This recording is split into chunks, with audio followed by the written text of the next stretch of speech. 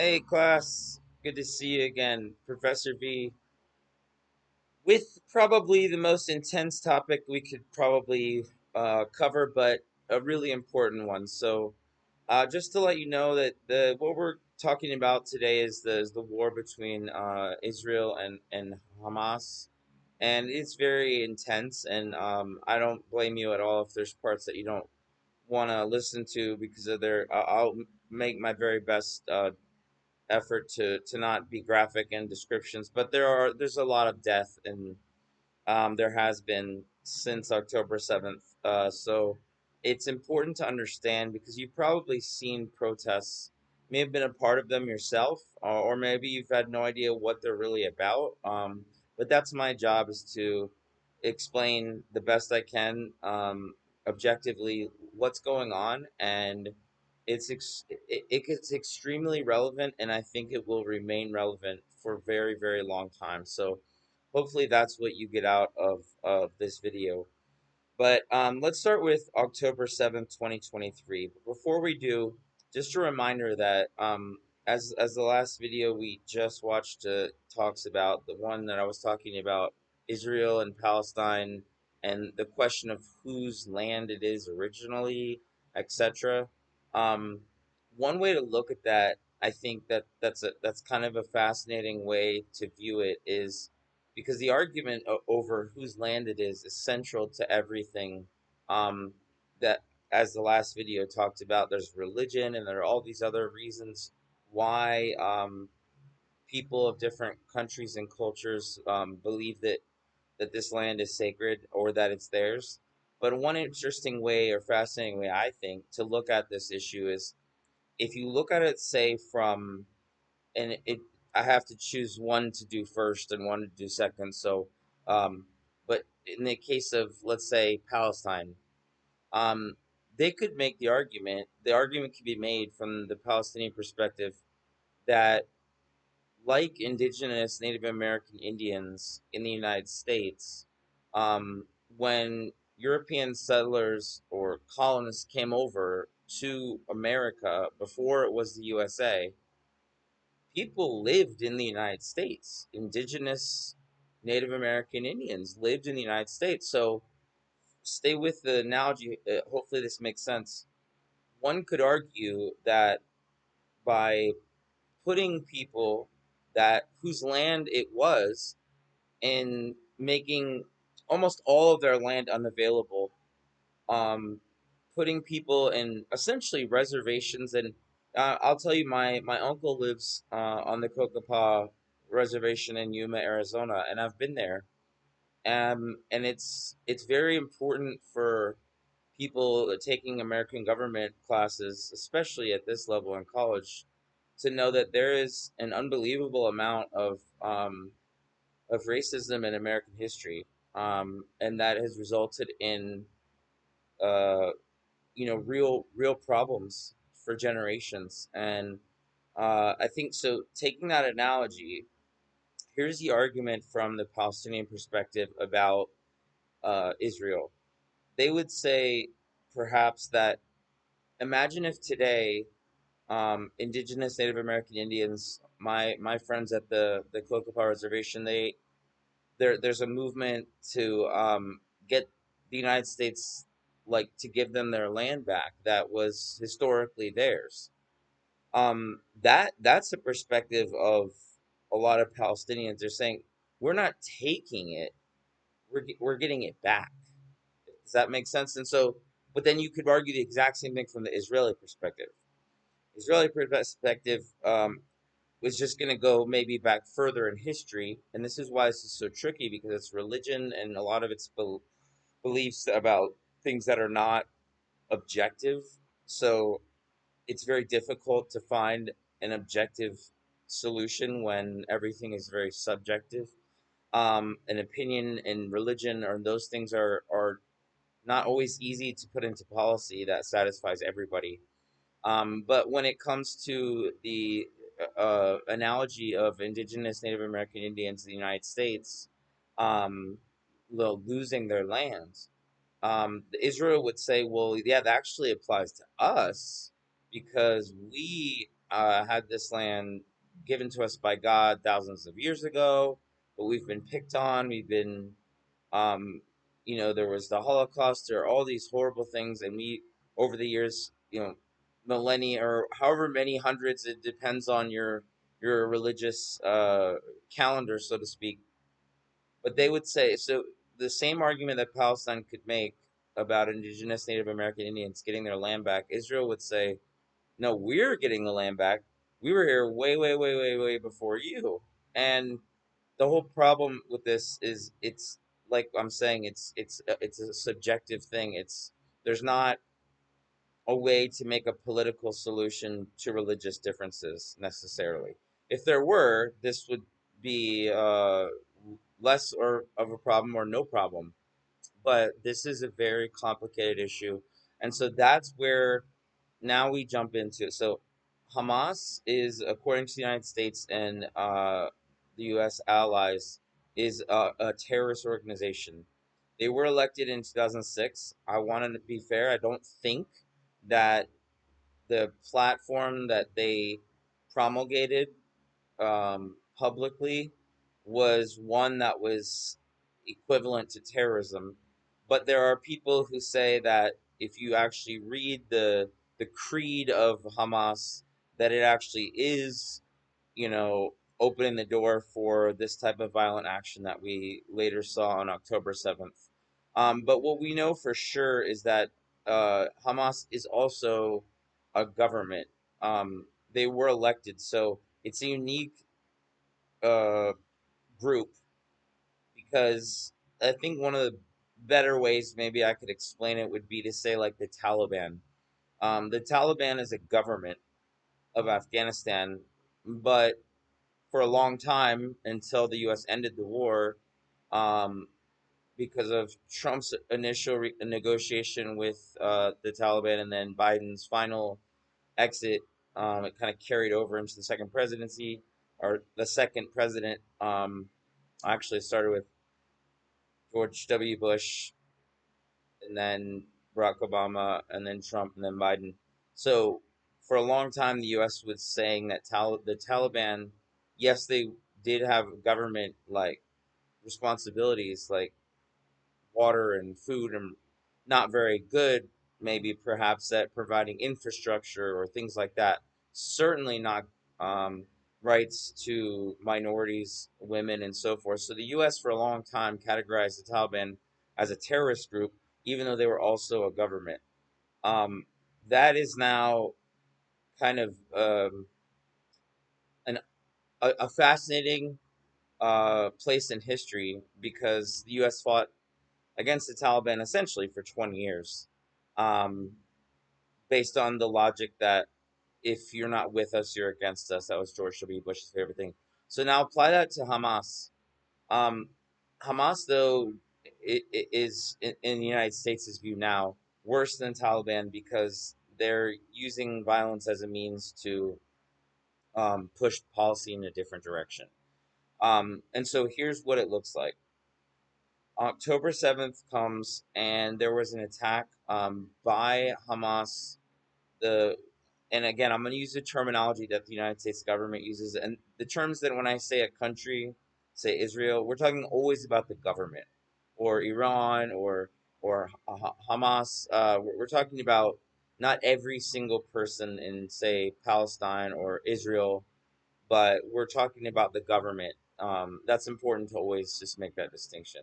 So going back, Hamas did a surprise attack on October 7th, 2023, and there were 1,200 Israeli people that were killed. Some were from other countries. There were some Americans. Many of them were at a concert nearby. I've never been, but I know there's Coachella around our area. I've always wanted to go. It sounds amazing. Um, I've been to probably every rock and rap and hip hop concert you could ever imagine, um, but that in that setting, there was a slaughter by Hamas that day of people at a music festival, and I think if you think about music festivals, if you've ever been to one, you're a civilian. You're not in the army. You're there having fun or whatever. You're not armed and you can't defend yourself. And so, um, 1,200 people were essentially massacred, and then close to 300 hostages. 250 is the guesstimate, um, by the government, were taken hostage. So first, let me start immediately with this. Most, if not all, of the world would and does condemn just killing of innocent civilians, say at a music concert. But where it gets so controversial so quick is that if you apply that same logic to civilians shouldn't die, to Israel's response, then you see the Palestinian perspective, which is, hey, Hamas did something wrong in killing innocent people, but now you're killing innocent people. So two wrongs don't make a right type of thing. And we'll get into why and how and all that. But just to be clear, October 7th, and you heard Biden say this a number of times, this is such a big deal, and I really hope that you have a chance to watch it. If we were able to, I would watch it and pause with you for every part of the speech where there's maybe an untruth or a good point or an unfair point, maybe of Benjamin Netanyahu's address to the United States Congress, which was a massive deal, which happened just a little while ago. Um, it's something that I would say that you should watch so that you can see the Israeli side of the argument. But let me be really clear. That is very one-sided, that speech.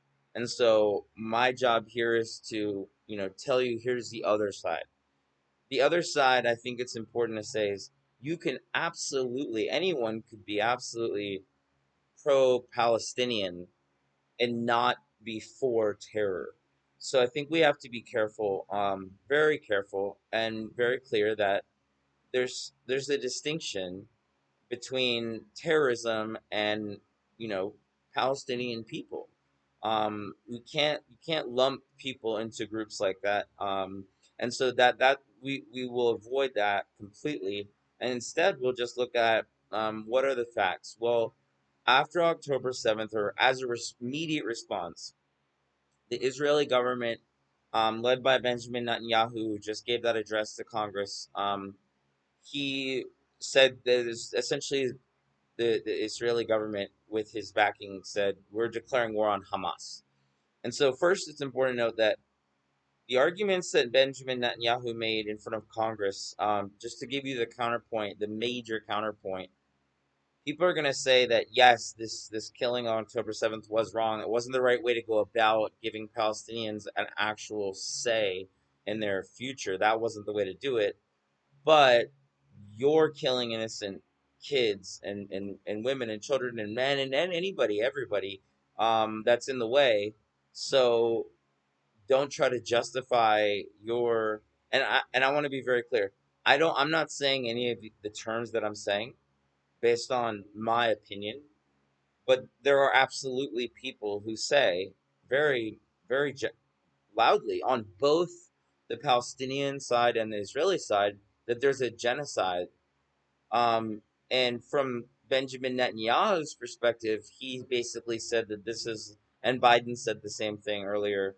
This is like 20 or 30 9/11s all happening at once. It would be the equivalent of 40,000 Americans all dying in one terrorist incident in terms of the population. But then Palestinian advocates could say, okay, that we agree that that's an unacceptable terrorist activity, but it's more unacceptable, or at least as unacceptable, for Israel to kill innocent people in response. Now, the Israeli side is going to say, we're not killing people, innocent people, on purpose. We would never do that.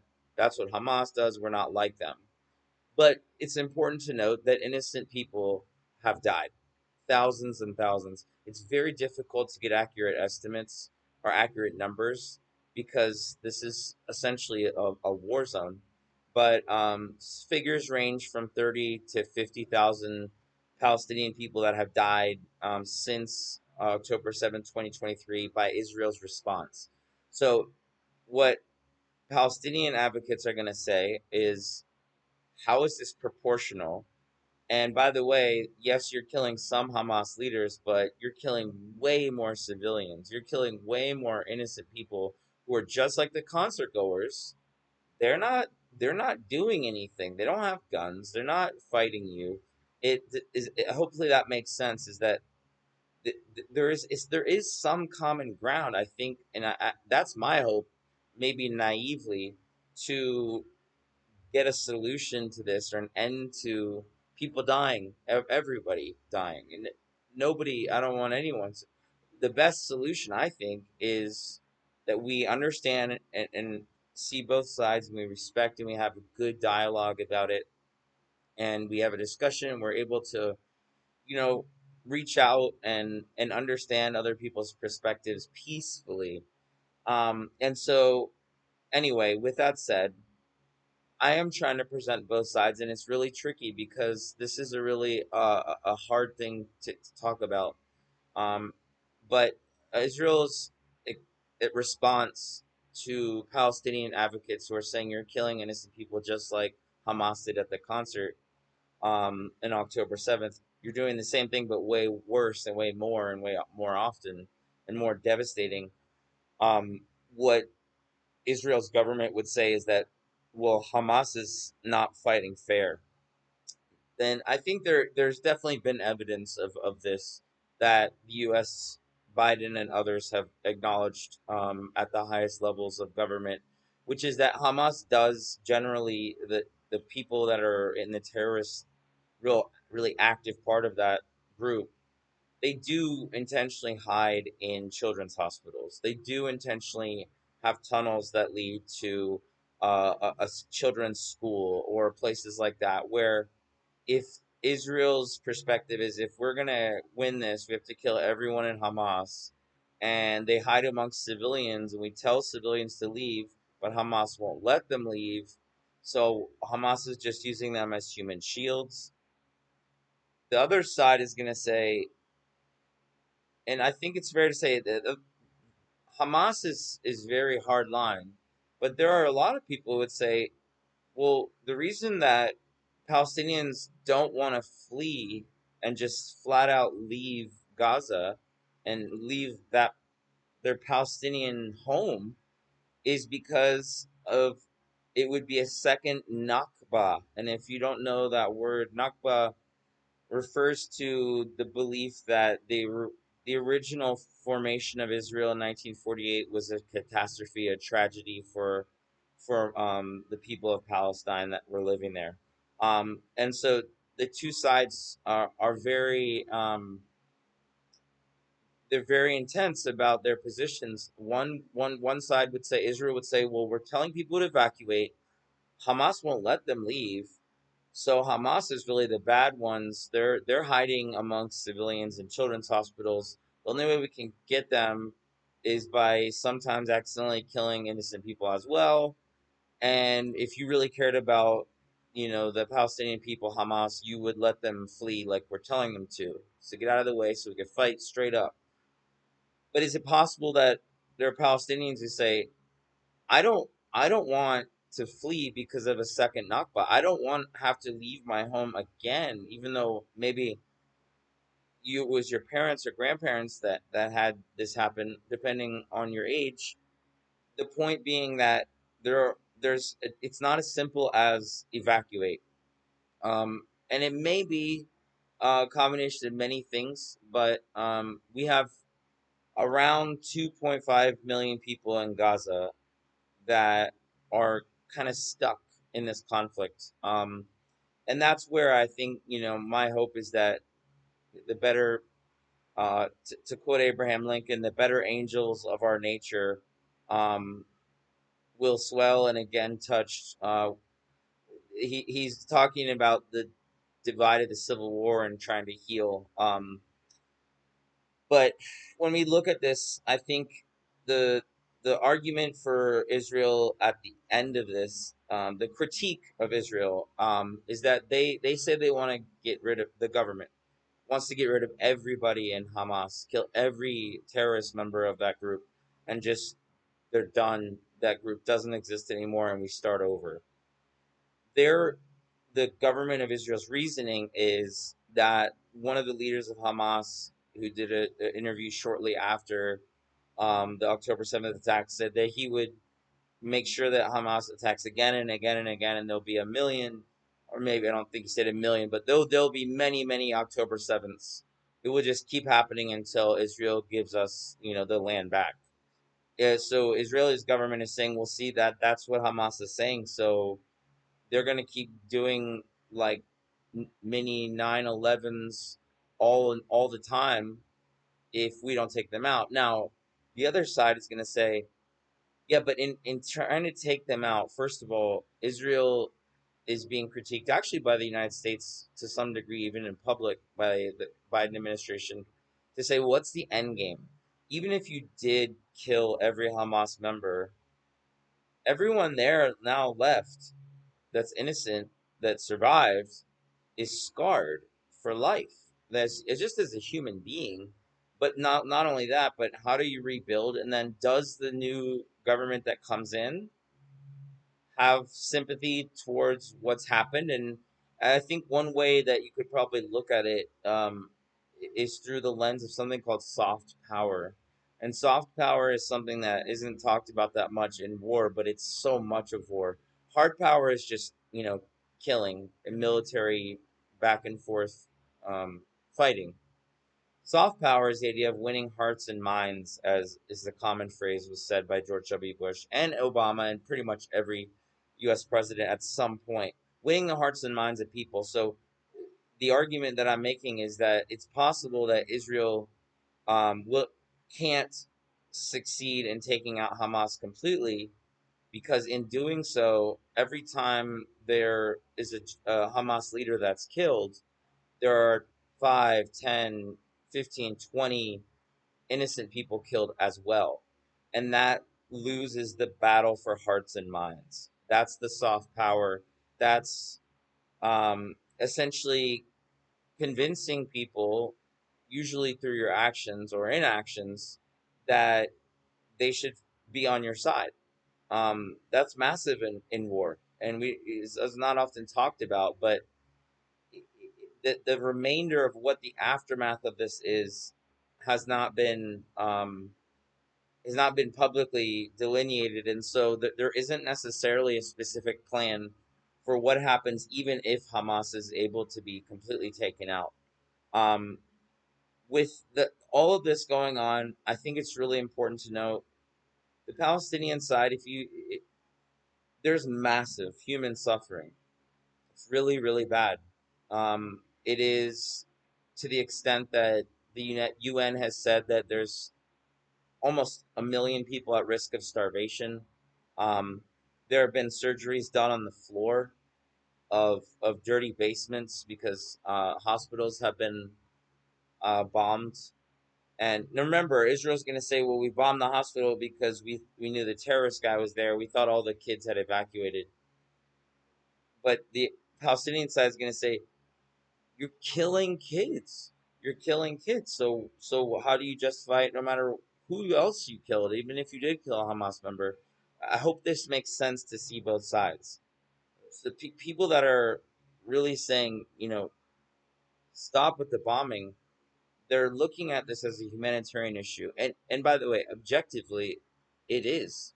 It is a humanitarian disaster. I don't think anyone could argue with that objectively.